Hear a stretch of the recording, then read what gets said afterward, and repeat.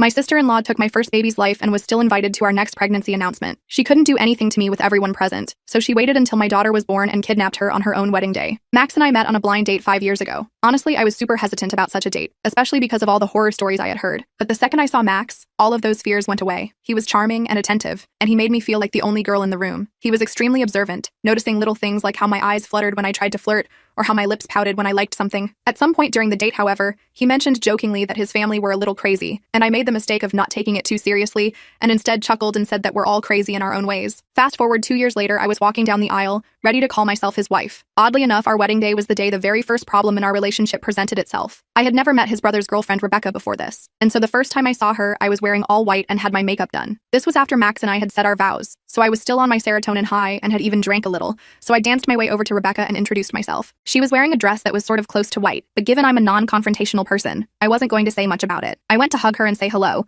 but she actually pushed me away and made a disgusted look. She told me I was embarrassing myself, and that being the center of attention doesn't suit me. I kept on dancing, however, and that's when she told me I was lucky Max had such low standards, because if Max was more like his brother, he would have slapped me for even thinking I had a chance with him. Now, I'm not sure why you would brag about how your boyfriend would hit a woman, but either way, I kept dancing and honestly just ignored her, and I'm positive this was why she did what she did. I don't know if she had some underlying mental issues or something, but she came back a few minutes later with a glass of wine in her hand. She threw it at me and completely ruined my wedding dress. She then randomly blurted out that she knew how badly Max and I wanted kids, and how she hoped I never had any. It was so random. Why did she hate me like this? I wanted to cry, but at the same time, I didn't want to draw attention to myself and ruin my day. And so, I composed myself, went out back, called a friend of mine, had her bring me a regular spare white dress, changed into it, then went back out onto the floor and continued dancing. I wasn't going to let negative Nancy ruin my day. In fact, I was so determined not to let her ruin my day that I didn't even tell anyone what she did. I now know that was the wrong decision. You see, not long after our honeymoon, Max and I decided to start trying for a baby. We had been wanting one for a very long time, and now that we were married, we were ready. I got pregnant a few months later, but then disaster struck. I miscarried after Rebecca accidentally tripped me up and I fell belly first into the stair railing. I should have been furious, but I truly believed it was an accident. My bump hadn't even started showing and Max and I hadn't told anyone. Looking back on it, I feel like she somehow knew. She kept asking these cryptic questions and pushing me to drink a beer with them. Either way, it was devastating. And what made it even worse was that after our next doctor's visits, they ran some tests, and it was concluded that it was very unlikely I'd get pregnant again. That day was the first time I ever saw Max cry. We never told anyone what happened, but the next time I saw Rebecca, I remember she was extra smiley and kept dropping these messages and quotes about loss and losing things and how hard it can be. I still don't know how I didn't put the two and two together. She was the one responsible for the death of my baby, and she was so proud of herself for it that she joked and laughed about it to my face, all while I had absolutely no clue. But then a few months later, the universe smiled down on us. I got pregnant again. I still remember how Max and I reacted. He was crying, I was crying, he was on his knees kissing my belly, and before I knew it, he was calling in sick to work so he could take me out to eat. My baby needs food, he said, looking at me, and this baby needs food too. He kneeled down and kissed my belly again. Fast forward a few months, Max and I hadn't told anyone, and we hadn't seen anyone from either of our families either, but we had something planned. With the help of my best friend Amy, we managed to put together a beautiful nursery for our baby daughter. And after reaching the 12-week milestone, which felt like a significant achievement, Max and I decided it was time to share our news with our families. We organized an intimate dinner at our home and invited our loved ones under the pretense of a casual get-together. Nobody suspected what was coming, and we were incredibly excited to witness their reactions. But unfortunately, there was one problem. Rebecca was coming, and what she did is something I'll genuinely never forget. The dinner evening arrived, and our home buzzed with the warmth and chatter of family. Throughout the evening, both Jake and Rebecca behaved like lovesick teenagers. They constantly grabbed at each other, exchanging kisses, and making sounds that were impossible to ignore, especially with everyone present. The situation felt incredibly uncomfortable, and I sensed I wasn't alone in feeling that way. Despite this awkwardness, I was determined not to let it derail our special announcement. As everyone settled in for dinner, Max and I exchanged knowing glances, silently agreeing the time had come. We stood up, and Max cleared his throat to capture everyone's attention. "We have something important to share with all of you," Max announced, his voice brimming with excitement. With that, I revealed the collection of ultrasound images I'd been gathering. As I held them up for everyone to see, I declared with a huge smile, "We're expecting." For a brief moment, silence filled the room as everyone processed what we had just revealed. Then, the room erupted with joy. Everyone jumped from their seats, rushing to embrace us, congratulate us, and share in our happiness. The atmosphere suddenly became electric with excitement and love. Max's parents were especially thrilled. This would be their first grandchild, and I could see the pride and joy shining in their eyes. They knew how hard we'd been trying, and this news meant everything to them. My own mom burst into tears as she hugged me tightly. "Are you feeling okay, honey?" she asked, her voice choked with emotion as tears streamed down her face. I nodded, smiling through my own tears. "Yes, Mom, I'm more than okay." My brother and his wife hugged Max and me, expressing how delighted they were that we were finally becoming parents. They couldn't wait to help out and share their wisdom about first-time parenthood. I admitted how nervous I felt and how I kept overthinking every decision. My brother reassured me that he experienced identical feelings before my niece was born, and his wife nodded in agreement. At that moment, nothing else mattered except the love and support of our family. This was exactly what Max and I had dreamed about. And now, surrounded by our favorite people, everything was falling into place. The evening had been filled with tremendous joy, but there was one person who stuck out noticeably: Rebecca. While everyone else celebrated and shared in our happiness, Rebecca remained motionless in her chair, glaring at us with unmistakable hostility. Her reaction contrasted so starkly with everyone else's that it was impossible to miss. I couldn't help feeling unsettled by it. When Jake came over to congratulate me, I seized the opportunity to quietly ask him what was going on with Rebecca. I wondered if we had somehow offended her, though I couldn't imagine what might have triggered such a reaction. But Jake simply dismissed it, telling me it wasn't important. He seemed completely unconcerned, as if her behavior was something he had grown accustomed to. As the evening progressed, we all moved to the living room for dessert and drinks. Naturally, I abstained from alcohol, and Max joined me in solidarity, choosing not to drink either. We all got comfortable, and the conversation naturally drifted to babies and pregnancy. I shared details about the nursery we were creating, feeling proud of the special space we were designing for Lily. Throughout all of this, Rebecca had remained quiet, barely participating in the conversation. But then, unexpectedly, she suddenly spoke up, asking if she could view our nursery. Her request caught me slightly off guard, but I didn't see any harm in it. After all, she was a parent herself, and I thought perhaps she might offer some helpful advice or suggestions. So I agreed and showed her to the nursery. As we entered the room, I observed her closely,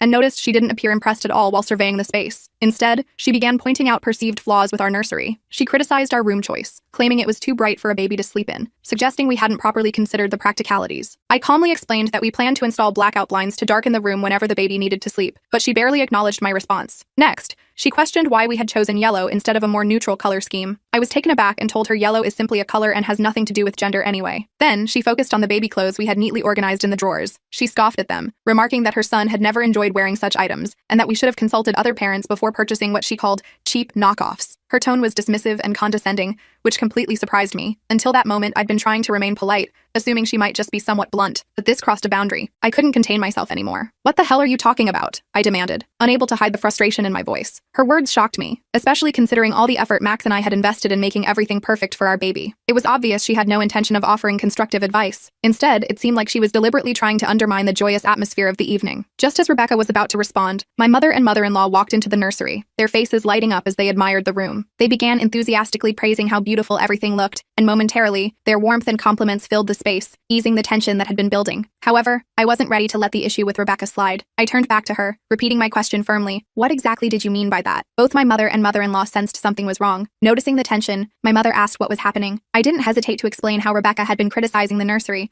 and had even called our carefully chosen baby clothes cheap. Both women were visibly shocked, clearly surprised that someone would be so openly critical, especially during such a special time. My mother-in-law laughed in disbelief and turned to Rebecca asking, "Is this true?" Rebecca, apparently caught off guard by the sudden confrontation, attempted to downplay her earlier comments. She claimed she found the fabrics too rough, and was simply advising me to consider softer options. But neither my mother nor my mother-in-law believed her explanation. They both shook their heads and chuckled softly, pointing out that the clothes felt perfectly smooth to them. Rebecca quickly tried to backtrack, insisting that as a mother, she knew better, and that I should learn to accept criticism with an open mind. Before I could respond, my mother intervened, her voice firm yet calm. "Well, we're mothers too," she stated, "and we would never say anything like that to her.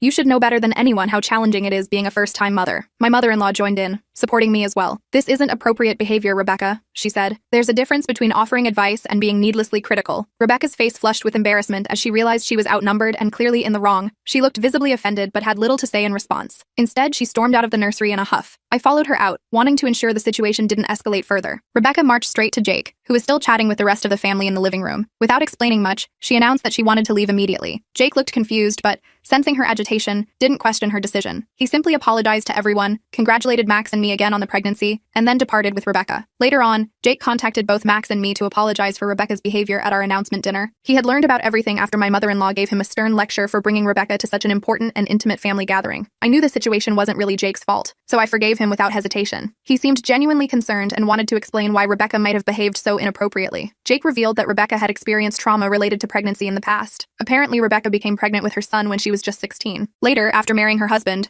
they had hoped to have more children but encountered complications. After years of trying unsuccessfully to conceive again, the emotional strain severely impacted their mental health and eventually contributed to their marriage breakdown. According to Jake, other women's pregnancies remained a sensitive issue for Rebecca, which might explain her negative reaction to our celebration. As a woman, I sympathized with Rebecca's struggles. I could understand the pain and disappointment she must have endured, and I recognized that these experiences had left emotional scars. However, while I empathized with her situation, I couldn't ignore the fact that her comments at our announcement dinner were inappropriate and hurtful. So I decided it would be best to maintain some distance from her at future family gatherings to protect the positive atmosphere I wanted to preserve around our growing family. Jake and Rebecca continued dating, and on the day I delivered Lily, Jake called and asked Max if he could bring Rebecca to visit our newborn. Although we had reservations, Max and I reluctantly agreed, hoping perhaps things would be different this time. Unfortunately, this proved to be a mistake. As soon as Rebecca saw our baby, she immediately commented on how little hair our newborn had, suggesting this indicated her hair would remain extremely thin as she grew up. Her words felt like a direct attack, and I could see the irritation on Max's face as well. This comment was another unnecessary and insensitive remark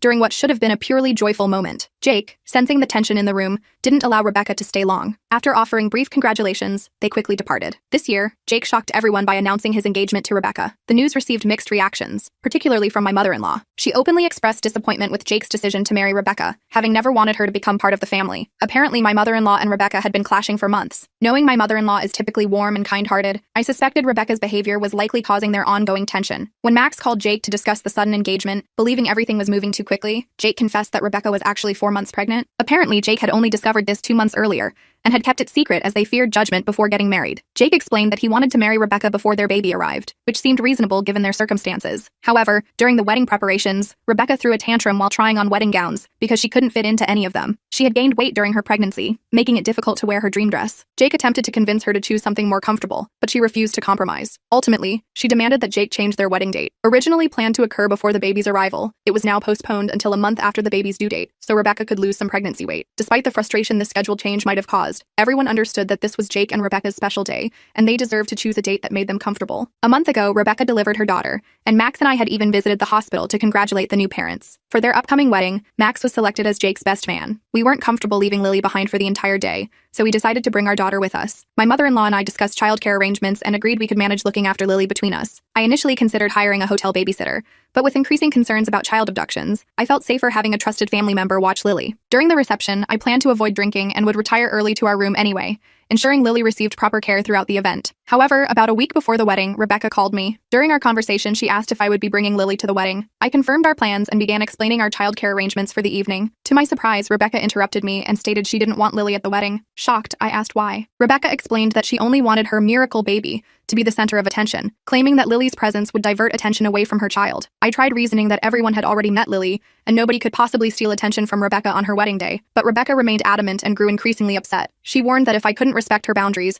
I wouldn't be welcome at the wedding. The situation eventually escalated into a major argument involving Rebecca, Jake, Max, and my mother-in-law. Jake contacted me, apologizing for Rebecca's behavior and clarifying that I was still very much invited to the wedding. He urged me not to take Rebecca's words too seriously, and assured me that bringing Lily was absolutely fine. I felt furious with Rebecca and considered skipping their wedding entirely, but I knew supporting Max and attending his brother's wedding was important. So I decided to set aside my feelings and attend, focusing on making the best of the situation for the sake of family harmony. This brings us to the incident that occurred during Jake and Rebecca's ceremony. Several relatives couldn't resist admiring Lily, commenting on how adorable she looked. Rebecca occasionally shot me disapproving glances whenever our eyes met. She clearly still resented me bringing Lily to her wedding, even though her baby unquestionably remained the star attraction, and I made zero effort to seek attention. When the celebration moved to the reception area, my mother-in-law Max and I took turns watching Lily in our hotel room, exactly as planned. Although my mother-in-law became somewhat tipsy as the evening progressed, Max and I remained completely sober, focusing entirely on caring for Lily. Midway through the reception, I noticed my mother-in-law, who was supposed to be with Lily at that moment, frantically searching for me. Something about her demeanor made my heart race, and I rushed over to discover what was wrong. Max, sensing trouble, followed closely behind. My mother-in-law's voice trembled as she whispered that Lily was missing. My heart plummeted. Max demanded clarification, since he had just left our daughter in her care. That's when my mother-in-law admitted that Rebecca had entered the room shortly after he left. They chatted briefly, and at one point, my mother-in-law needed to use the bathroom. But when she returned, both Lily and Rebecca had vanished. Confused and panicked, Max and I immediately located Jake, demanding to know Rebecca's whereabouts, and why she would do something so alarming. Jake appeared equally shocked by the situation. Amidst the celebrations and crowds, we alerted hotel staff to search for both Lily and Rebecca. The staff responded immediately, but despite their efforts, neither could be found, even after a full hour of searching. This prompted me to contact the police. Jake attempted to reassure us that involving authorities was unnecessary, insisting Rebecca wouldn't harm Lily, but my fear and anxiety were overwhelming. The thought that Lily was missing with Rebecca, who had already displayed concerning behavior, was unbearable. When police arrived, we provided statements and explained the situation while struggling to maintain composure. Wedding guests began noticing something was wrong,